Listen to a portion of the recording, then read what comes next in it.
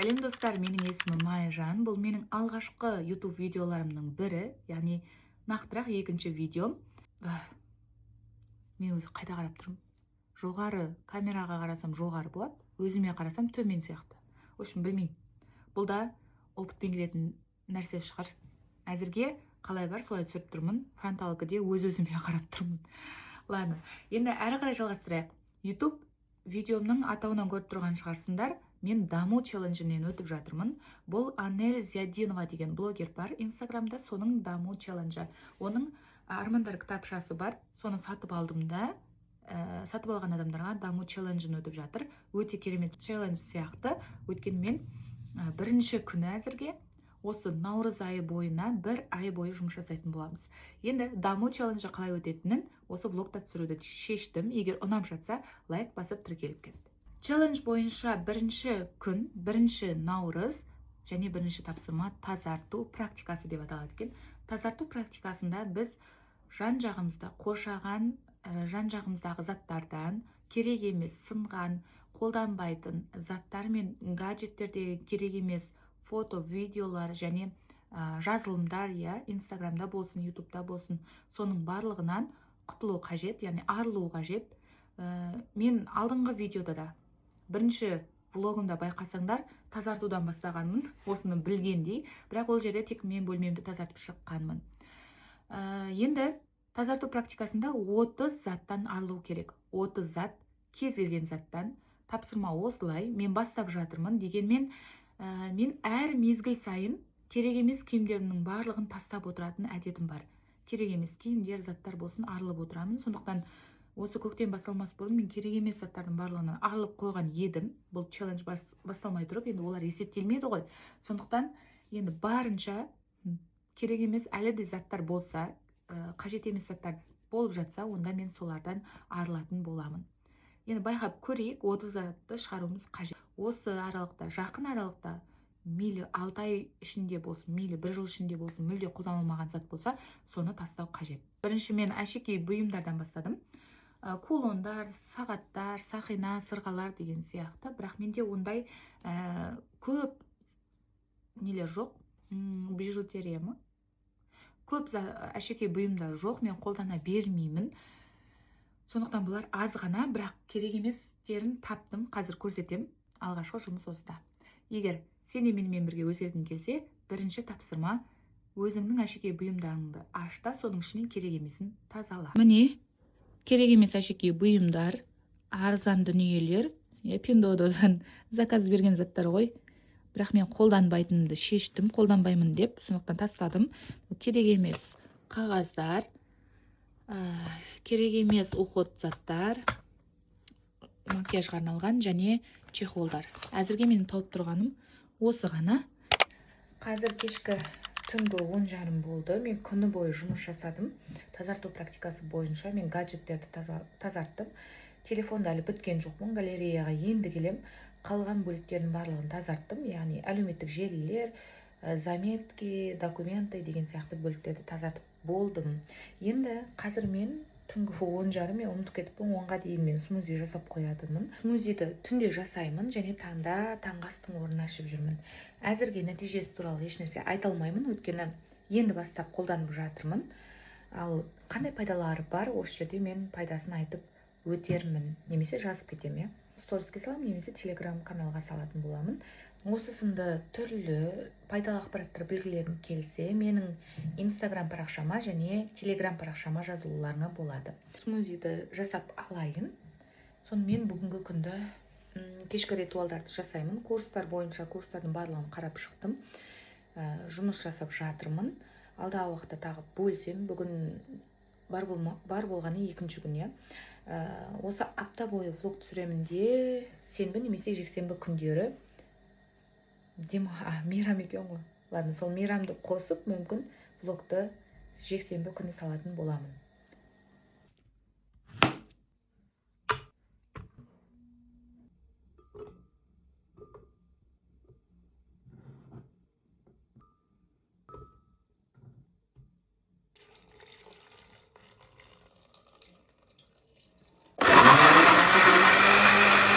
кеше ешқандай блогқа байланысты видеолар түсірмедім. Дегенмен бүгін түсіріп тұрмын.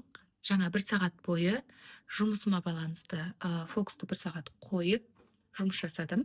Енді қазір мен курстар мен түрлі кішігірім марафондардан өтіп жатырмын. Сол өтіп жатқан курстар мен марафондардан конспектілер жасап алайын деп жатырмын. Конспектілер жасап аламын, өйткені біреуі 1 апталық марафон, екіншісі 1 айлық. Енді 1 апталық марафон ертең бітетін болғандықтан, бүгін қайталау сабағы екен, сондықтан конспектілер жазып аламын. Енді конспектілерді жазып алатын, кез келген білімді аларда оны жазып алған жөн. Расымен де жазу өте көмегін тигізеді. Кейін қайталауға да оңай болады. Біз ойлаймыз ғой, жаңағыдай біз көрдік, білдік, оны жазып алудың ешқандай қажеттілігі жоқ. Мен түсінемін, білемін, бәрін біліп тұрмын деген сияқты. Бірақ кейін бәрібір қарапайым дүниенің өзі ұмытылып кетеді. Сондықтан да кез келген алған біліміңді кішкентай болсын, тіпті Инстаграмда, интернетте барлық посттар бар ғой, кәдімгідей. Телеграмда болсын, қандай да бір өзіңе жақын пайдалы дүние көріп қалдың ба, оны жазып алған жөн. Кітаптан алған инсайттарды да жазған дұрысырақ болады, егер ерінбесең әрине. Менің сондай білімімді, инсайттар мен материалдарды жазуға арналған кішігірім блокнотым бар. Осында түрлі курстардан, кітаптардан алған білімдерімді осында жазамын. Инсайттар, не жасау керек, тапсырмалар беріледі, көбінесе жазуға байланысты. Соның бәрін осы блокнотта жазып үйреніп жатырмын.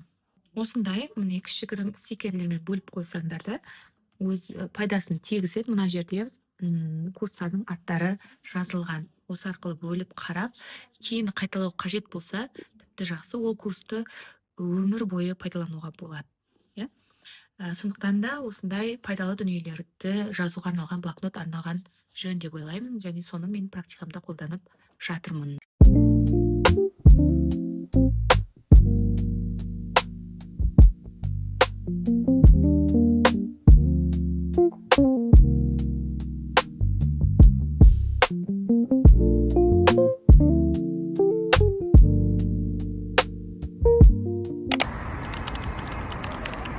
Ашып қойайын ба Дина?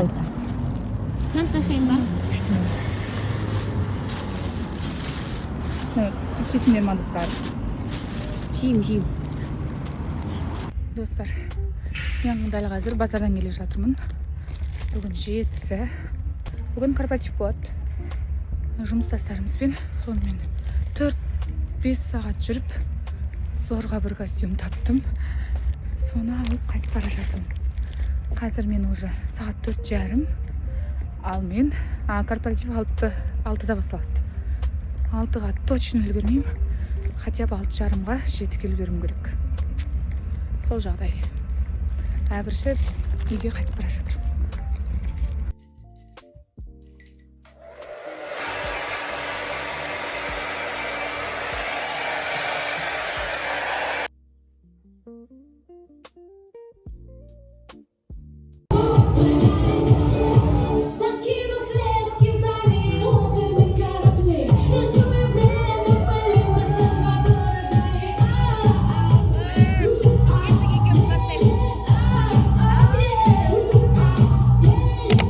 Корпоративтен келдім, сағат түнгі 1, точнее 8 наурыз. Мейрам құтты болсын, барша сұлуларды мейрамдарымен құттықтаймын. Қазір мына бояуды өшіріп отырып, ойыма бір нәрсе келіп отырды.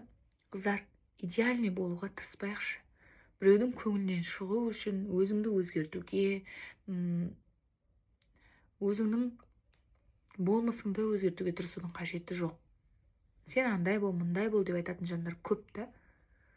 Сен мындайсың, қазіргі заманда олай өмір сүр. Мен талай естігем. Қазіргі заманда қалай жаңа қу болмасаң, қандай сөз бар еді? Былай айтқанда, қу болмасаң болмайды, жұлып жейтін қыз болу керек, андай болу керек, мынандай болу керек. Сонда ғана жұртқа ұнайсың деген сияқты дүниелерді талай естігенмін да.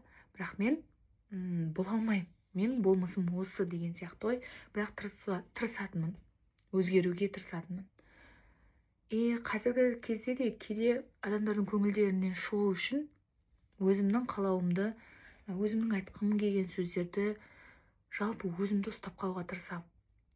Сондай сәттерімді байқадым, и осы қасиеттен арылғым келеді да, соған тырысып жатырмын. Қазір не айтқым келеді, соны айта беремін. Жасағым келмей ма, жасамаймын. Қолыңнан келмей жатқан кезде, өзіңді өзің құтқара алмай жатқан кезде біреуге көмек беруге тырысу, өзіңді ұмытып біреу үшін өмір сүру дұрыс емес сияқты. Сондықтан сен қандайсың, сенің болмысың қандай, соны қабылдайтын жан бәрібір де кездеседі. Ол мейлі құрбы болсын, ол жігіт болсын, ол таныс болсын, жаңағыдай кәсіби жағынан жұмыстастар болсын, коллективтер болсын. Сені қалай бар солай қабылдайтын жан кездеседі. Олар көп болмайды. Қазір сенің мінезінде жандар бұл өмірде өмір сүруі қиын, сондай сияқты. Жұмсалып кетесің, пайдаланып кетеді деген сияқты. Бірақ сенің болмысың осындай. Сен өзгеруге міндетті емессің да. Қандайсың, сондай өмір сүру керек. Не қалайсың, соны айту керек. Не жасағың келеді, соны жасау керек. Ұят дегенді ысырып, жай ғана сен болшы. Бұл менмін, мен осындаймын. Қабылдасаңдар, қабылдаңдар. Ар мен ұяттан, жаңағы діннен асып кетпесең болғаны. Сәлем қыздар, бүгін 8 наурыз. Баршаңды шын жүректен 8 наурыз халықаралық әйелдер күнімен құттықтаймын. Бүгін негізі сыртта болуым керек еді, бірақ өзімді жайсыз сезініп тұрмын, шамалы ауырып тұрмын. Сондықтан да ешқайда шықпадым. Оның үстіне ертең ауызашар жасаймыз. Соған дайындық ретінде күні бойы үйді жинадым, ал дастарханды ертең дайындаймыз. Қазір түнге мамалар қазір ауызашарда. Мама мен папа келген соң дастарханға дайындық басталады. Шамалы кішігірім дүниелерді бүгін түнге дейін дайындап қоятын шығармыз. Оны түсіру мүмкіндігі болып жатса, түсіріп осында салатын боламын. Жоспар бойынша бүгін және ертең мен влогты аяқтап салуым керек, өйткені арғы күннен бастап жұмыс басталып кетеді. Ол кезде уақыт болмайды. Нақты негізі мен сенбі мен жексенбі күндері саламын деп ойлағам, әр апта сайын влог саламын деп. Бірақ ауызашарды қоспасам, мына влогқа, келесі влогқа сәйкес келмей қалайын деп тұр. Сондықтан да ауызашармен бірге осы влогты жабайын деп, аяқтайын деп ойладым.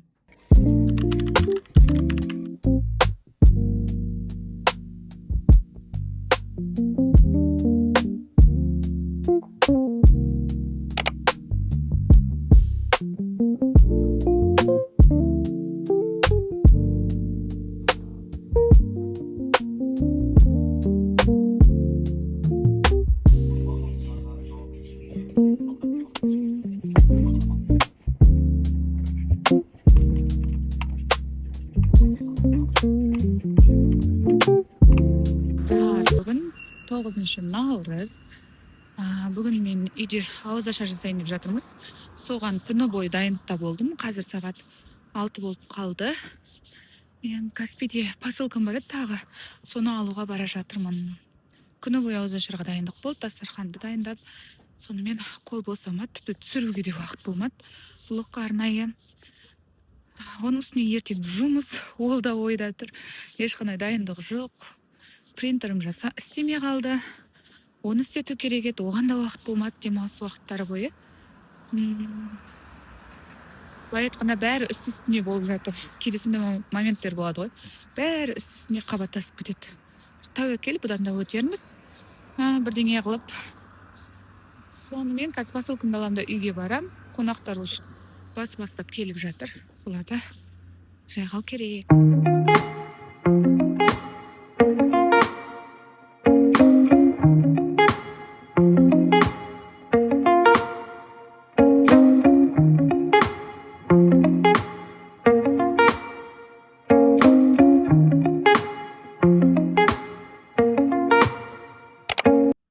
Қыздар, бүгін 10 наурыз.